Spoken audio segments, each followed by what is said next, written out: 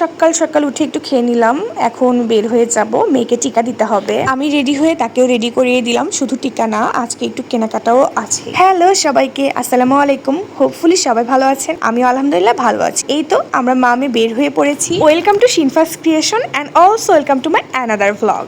নিচে গাড়ি দাঁড়িয়ে ছিল, ড্রাইভার আমাকে কল করে বললেন ম্যাডাম আমি চলে এসেছি, আমি নিচে দাঁড়িয়ে আছি। কিন্তু আমি গিয়ে দেখি কোথায় গাড়ি কোথায় ড্রাইভার, কেউ নেই। ওনাকে কল করলাম, কলে উনি কি বললেন সেটা আর নাই বলি, যাই হোক একটু ওয়েট করতে না করতেই চলে এসেছেন। আমি একবার এই পাশে দেখছিলাম আবার ওই পাশে দেখছিলাম, ভাবছিলাম গাড়িটা আসলে কোন দিক থেকে আসবে।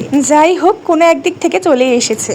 আজকের ওয়েদারটা ওফ গড এত সুন্দর ছিল, মাশাআল্লাহ। আজকে আমি আর আমার মেয়ে দুইজন একাই যাচ্ছিলাম, মেয়ের বাবা আজকে যেতে পারিনি, ভিসির সাথে একটা মিটিং থাকার কারণে তার যাওয়াটা ক্যান্সেল হয়ে যায়। তবে কালকে আমরা গিয়েছিলাম তিনজন একসাথে, কালকে টিকা দেয়নি, টিকা বলে দিয়েছে আজকে হবে না, মঙ্গলবারে আসতে হবে। সো আমি আর আমার মেয়ে আজকে একাই যাচ্ছিলাম। গিয়ে দেখি কেউই আসেনি, টিকা দেওয়াও শুরু হয়নি, আমি প্রথম এলাম। প্রায় 2 ঘন্টার মতন বসে থেকেছি, এরপরে টিকা দেওয়া হয়েছে। কালকে এসেছিলাম না, ওনারা তখন আমাকে যে টাইম বলেছে আজকে কিন্তু আমরা সেই টাইমে গিয়েছিলাম। যাই হোক এখন ব্যাক করে চলে যাচ্ছি, আমার মেয়ে তো ঘুমোচ্ছিল। কিছু কেনাকাটা থাকার কারণে চলে গিয়েছিলাম স্বপ্নতে। বাসা থেকে ঠিক করে এসেছিলাম আমার স্বপ্নে যেতে হবে, কিন্তু কি কিনবো এটা আমি জানি না। আমার স্বপ্নে গিয়ে যেটা পছন্দ হবে আমি সেটাই নিয়ে নিব।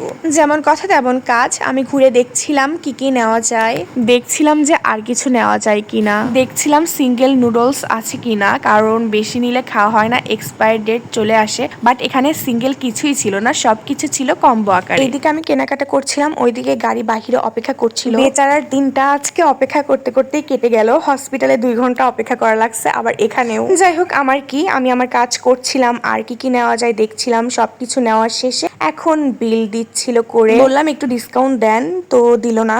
এই তো সবকিছু ডান, এখন চলে যাওয়ার পালা।